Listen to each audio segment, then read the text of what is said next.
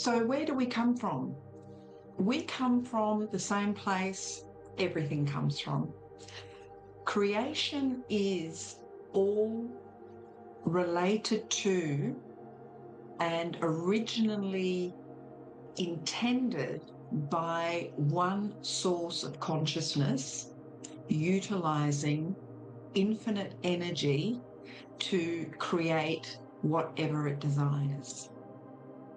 So that means we are an expression of that one source of consciousness. And that one source of consciousness is what we call the absolute.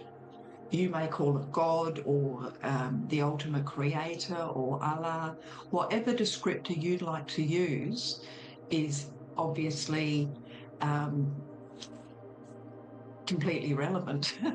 But we use the absolute because we feel as though that is the absolute is the absolute. There is nothing beyond that. So the consciousness that first started the entire creative process by creating one thing, and everything trickles from that, is located and is present absolutely everywhere. So it's what we call omnipotent, omnipresent, and omniscient. And omni effectively means the all. So there is nothing outside of it. It exists everywhere. It is everywhere. And it experiences everything from every perspective. And when I say that, I'm talking not just about humans, I'm talking about the elements, I'm talking about the cosmos, the trees, the animals, the static things that are around us, like rocks, volcanoes. It doesn't matter what you can perceive and what we do perceive, it is all created and has is an expression of this one source of consciousness, as I said, that we call the absolute. Now, the question may be, well, what created the consciousness that is the absolute? And the response to that is consciousness cannot be created.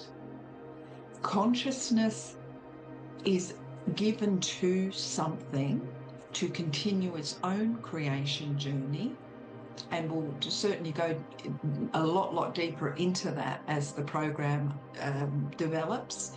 However, this is really to answer the question in this first episode, where do we come from? And it is exactly how I've pointed it out. Now, the other thing you may have picked up by me just talking about the omniscience of the absolute, which means it experiences everything that is an expression of it, which is everything. Everything has a level of consciousness. And the consciousness that creates harnesses and utilizes energy to bring things into manifestation. So it's consciousness and energy put together that manifests, either in the physical or in the non-physical.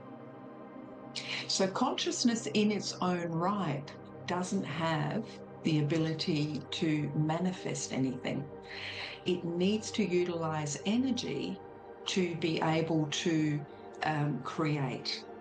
So those two are the fundamental aspects or attributes to everything in creation. Now, as we know, energy can't be created and it can't be destroyed. Energy just changes form. And it goes on forever, and it has always been. And consciousness is very much the same. The original ultimate consciousness has always been and will never be destroyed. And by virtue of that, we then have to understand that everything that is an expression of that consciousness also cannot be destroyed.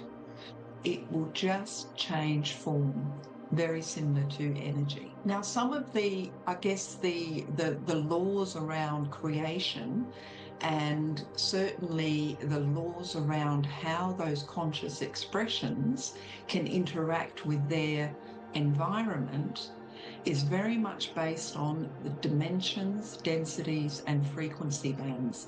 And we're really going to explore those